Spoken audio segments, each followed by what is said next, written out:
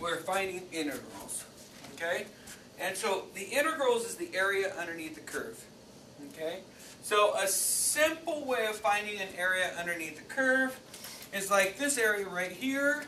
We took this curve, and now we're just kind of looking at it like this, like these pieces underneath that curve. Right? And so eventually what we want to do is take this same curve but find every piece underneath the curve at every given thing. So what am I saying here? I'm saying, okay, find the area underneath the curve. The best way to find area was rectangles. Okay? Because rectangles is easy. Length times width. Right? So, but the problem with rectangles are they don't fit the curve. They have this space that's missing. Right? So, what we want to do is make the curve, we want to be able to get to flatten out the curve.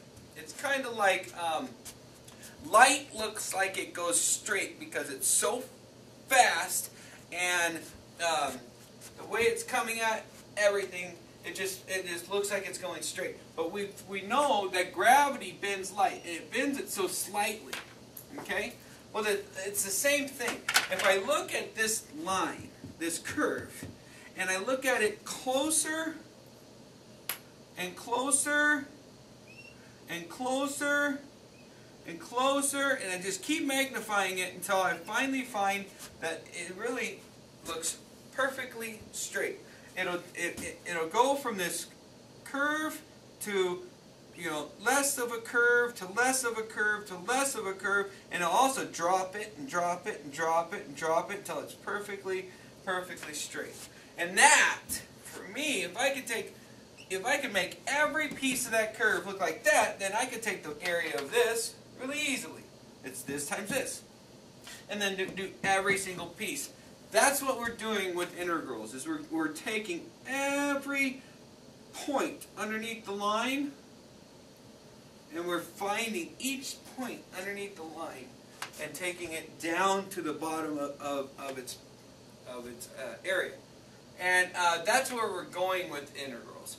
Now what we're doing today is just the start of it. So like we said, we're going to look at finding integrals. So we're going to find the area underneath the curve. So this is our curve right here. This car applies the brakes, and it goes from 88 miles an hour at 0 seconds to 0 miles an hour at 6 seconds. And at 2 seconds it's at 45, and at 4 seconds it's at 16. Okay? So right there it tells me that, okay, we have this area underneath the curve, this green area or this black area right here underneath the curve. This would be what we consider our low estimate. The reason why it's a low estimate is, well, this rectangle goes underneath the curve, so it's lower than the amount of area that's actually under the curve. Same with this one. And this one's non-existent, right? So then we have to take the low estimate and combine it with the high estimate. Okay? So the upper estimate would be the rectangles that go above the curve. Okay? So now I've got two different estimates. The low estimate and the high estimate. The upper estimate. Okay? So the lower estimate is real simple. There's two spaces here, so it's 2 wide, and it's 45 tall. So 2 times 45. This one is 2 wide and 16 tall. So it's 2 times 16. So we find that that's just 90 plus 32, which is 122. Okay, so our lower estimate is going to be 122.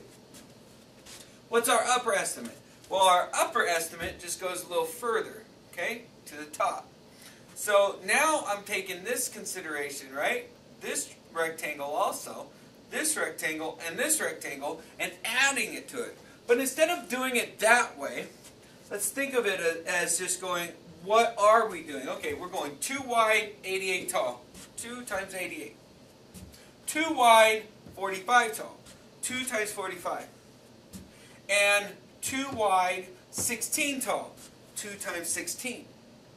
So now I noticed something. I noticed that 2 times 45, 2 times 16 is the same as 2 times 45. So these two rectangles are actually the same as these two rectangles.